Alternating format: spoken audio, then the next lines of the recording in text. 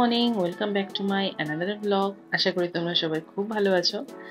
আজকের ব্লগটা আমি একটু শুরু করলাম বাজার থেকে।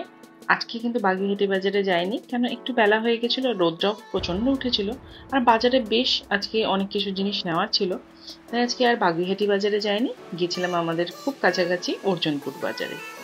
আর সকালবেলা বাজার যাওয়া না মজাটাই আলাদা। একদম টাটকা টাটকা শাকসবজি, মাছ, মাংস সবকিছু ভীষণ ফ্রেশ। দেখতে যেরকম ভালো লাগে, কেনাকাটি করতেও সেরকম ভালো লাগে।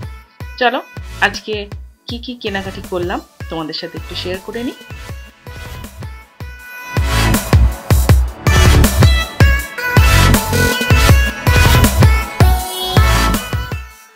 প্রথমে চলে গেলাম মাছের দোকানে। সকাল সকাল যেরকম ভ্যারাইটি থাকে সেরকম ফ্রেশও থাকে, আর আমি মাছের প্রচন্ড ভক্ত, তো কাজে চলে গেলাম মাছ কিনতে। গিয়ে প্রথমে দেখলাম বেশ ভালো গুড়জালি আছে, শঙ্কর মাছ আছে, দুটোই নিয়ে নিলাম। আর বড় বড় পাকাল মাছ ছিল, সেটাও নিয়ে নিলাম ওই 700 মতো। আর দেখো কি বড় বড় জ্যান্ত কাতলা আর রুই। তো এই কাতলাটা আমরা নিয়েছিলাম 2 কিলো 800 ওজনের কাতলা।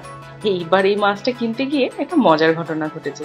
এই দাদার কাছে না বাটখারা ছিল না, তো ও কি বলল, পাশে একজন মুরগির দাদা ছিল, সে তাকে ইলেকট্রনিক্স মেশিনে বললো একটু মেপে দিত। এবার তার মেশিনটা মনে হয়েছিল খারাপ। 2 কিলো 800 ওজনের মাছটা প্রথমে ওজন করে দেখলো 1 কিলো 400। এই দাদার তো মুখ শুকিয়ে গেছে, বলছে এত বড় ওজনের মাছটা 1 কিলো 400। যাই হোক, বাজার টাজার সে বাড়ি চলে এলাম। ঘড়িতে এখন বাজছে 9:35।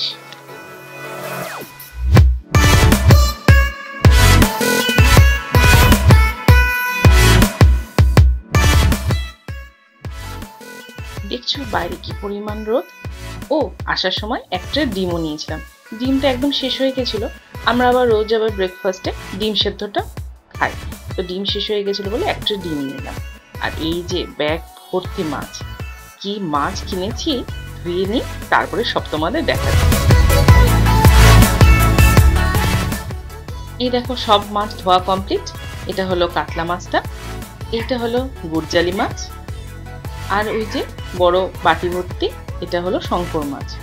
আর বলছিলাম না বড় বড় মোটা মোটা পাকাল মাছ পেয়েছি, এই দেখো কি বিশাল সাইজ।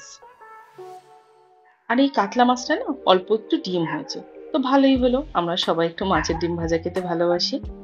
আজ খুব বেশি সবজি নেইনি, নিয়েছি অল্প একটু পুদিনা, একটু আদা, রসুন, 3টে পাতি লেবু, কালকে শুক্তো হবে তাই একটু পেঁপে, সজনের ডাঁটা, কাঁচা লঙ্কা, কাঁচকলা ও একটু থোড় ছেঁচকিও বানাবো, তার জন্য 2টো থোড়। আর এই যে একটা ডিম, ওই যে সামনের জায়গা দুটো ফাঁকা, সেদ্ধ হয়ে গেছে।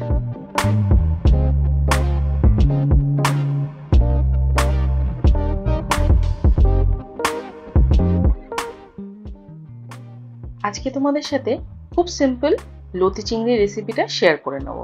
এ দেখো কচুর লতি ছাড়ানো অবস্থাতেও বিক্রি হয়, আমি সেটাই নিয়েছিলাম 400 গ্রাম, আর তার সাথে 500 চিংড়ি মাছ।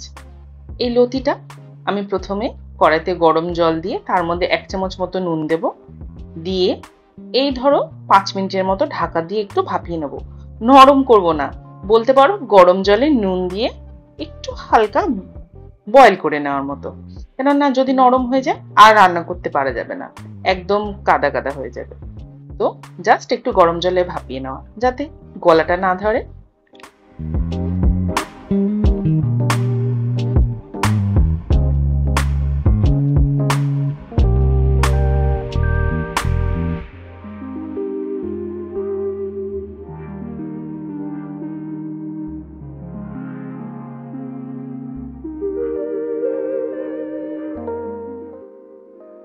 না ভাপিয়ে নিয়ে এবার আমি জলটা ঝরিয়ে নিচ্ছি, আর মশলাটাও আমি আস্তে আস্তে রেডি করে নেব।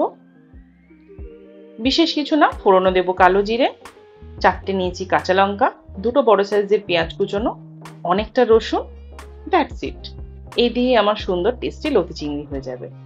প্রথমে কড়াইতে দিয়ে দেবো সর্ষের তেল। যদি পারো সর্ষের তেলে রান্না করলে টেস্ট তো ভালো আসে, আর একান্ত যদি কেউ না খাও তখন সাদা তেলে রান্না করে দেখো।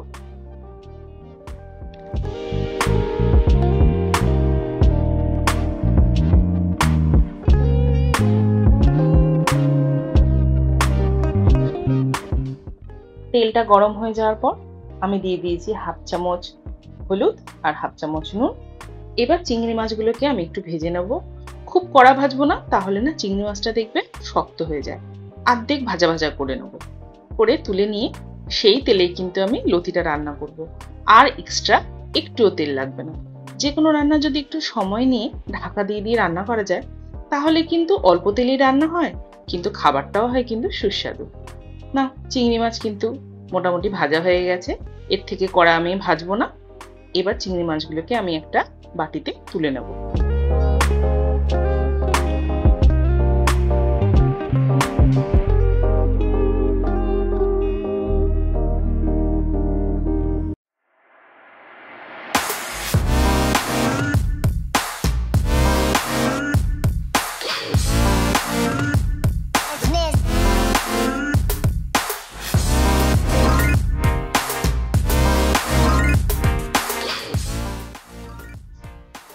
চিংড়ি মাছ তুলে নেওয়ার পর ওই তেলে দিয়ে দিলাম হাফ চামচ মতো কালো জিরে ফোড়ন।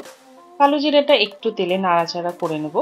যেই ভাজা ভাজা ফ্লেভারটা উঠবে, তখন আমি দিয়ে দেবো এর মধ্যে দুটো বড় সাইজের যে পেঁয়াজ কুচিয়ে রেখেছিলাম, সেই পেঁয়াজ কুচনো দুটো।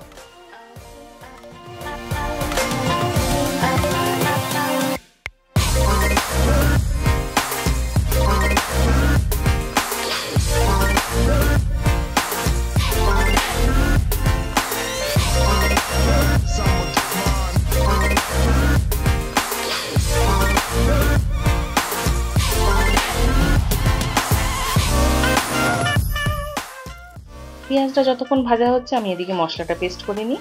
দিয়ে দিলাম হাফ চামচ মতো কালো জিরে, রসুন আর 4টে কাঁচা লঙ্কা। ব্যাস, আর কিন্তু কোনো মশলা লাগবে না। অনেকে কিন্তু এর মধ্যে একটু সর্ষে বাটাও দেয়, আমিও দিই, বাট খুব রেয়ার। আর যারা সর্ষে বাটা খাও না, তারা কি লতি চিংড়ি খাবে না? তাদের জন্য এই সহজ পদ্ধতিতে লতি চিংড়ির রেসিপিটা তোমরা এইভাবে ফলো করে খেয়ে দেখো। আই এম শিওর দুর্দান্ত লাগবে খেতে। বাট রুটি দিয়ে আবার ট্রাই করো না যেন, একমাত্র ভাতের সাথেই ভাল লাগবে এই রেসিপিটা।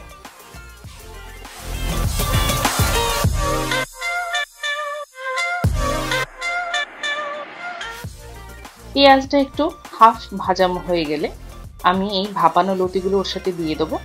গ্যাসটা মোটামুটি মিডিয়াম ফ্লেমে রেখে পেঁয়াজের সাথে খুব ভালো করে নাড়াচাড়া করব। এখন কিন্তু আমি নুন হলুদ আর কিছুই দেবো না। ওই চিংড়ি মাছ ভাজার সময় যতটুকু নুন হলুদ দিয়েছিলাম, দ্যাটস ইট। আর তাছাড়া কিন্তু আমি এখনো অবধি নুন হলুদ দেইনি। তো এইভাবে পেঁয়াজের সাথে লতিটাকে আমি ভালো করে ভাজা ভাজা করে নেব। একটু ঢাকা দিয়ে দিই, কেননা আমি কিন্তু জল ব্যবহার করব না এই রান্নার জন্য। তাই একটু ঢাকা দিয়ে দিয়ে সময় নিয়ে রান্না করতে হবে।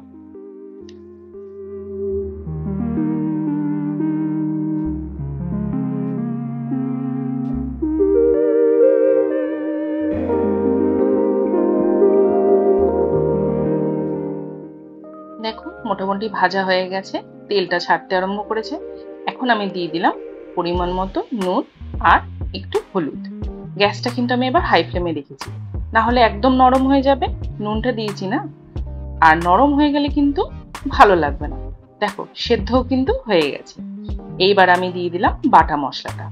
বাটা মশলাটা দিয়ে এবার খুব ভালো করে আমি কষিয়ে নেব।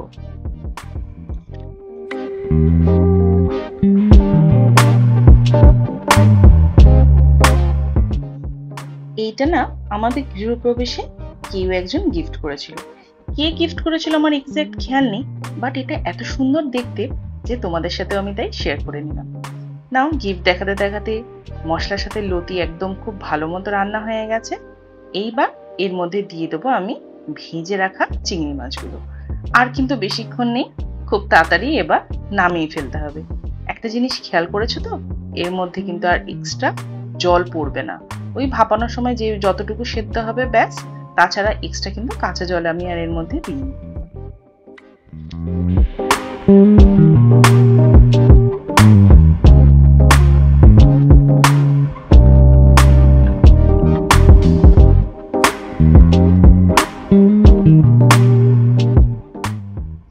ব্যাস, লতি চিংড়ি আমার রেডি। ভালো মতো নাড়াচাড়া করে একটু বেশ রং ধরবে, সেই সময় আমরা নামিয়ে নেব। এই সময় অনেকে সর্ষে বাটা ব্যবহার করে, একটু কাঁচা সর্ষের তেল ব্যবহার করে। আমি কোনোটাই দিলাম না, কি এইভাবে রান্না করে দেখো, সেটাও কিন্তু দুর্দান্ত লাগবে খেতে। আর সর্ষে বাটা আর সর্ষের তেল দিলে তো আরোই টেস্টি।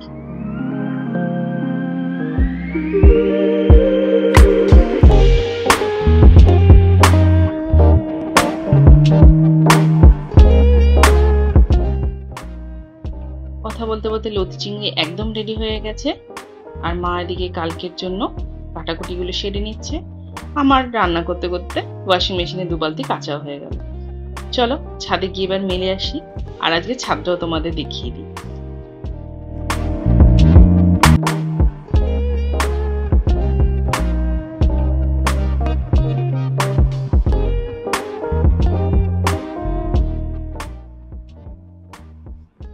উফ, বেলা বাজে সবই 11:15।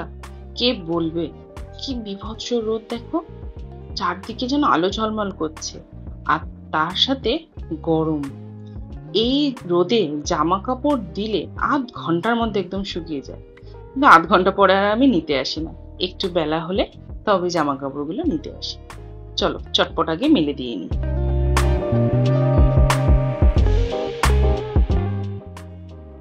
জামা কাপড় মেলতে মেলতে নিচে শুনতে পেলাম স্নেহ এসে গেছে। এইবার চটপট গিয়ে ওকে স্নান খাওয়া করিয়ে দিই, না হলে একটু যদি ওকে আমি রেস্ট দিয়ে দিই তখন বলবে আমি আর খাবো না, আমি আর স্নান করবো না, আমার ঘুম পেয়ে গেছে। এবার যদি ও ঘুমিয়ে পড়ে তাহলে হয়ে যাবে অনেক দেরি। তো কাজে দেরি না করে চটপট নিচে যাই। আজকের জন্য ব্লগটা এই অবধিই রাখছি। তোমাদের কেমন লাগলো অবশ্যই কমেন্ট সেকশনে লিখে জানিও। আর এই অবধি যদি তোমরা দেখছো তাহলে যাওয়ার আগে প্লিজ একটা লাইক করে দিও। দেখা হবে নেক্সট ব্লগে, ততক্ষণের জন্য সবাই খুব ভালো থেকো, সুস্থ থেকো।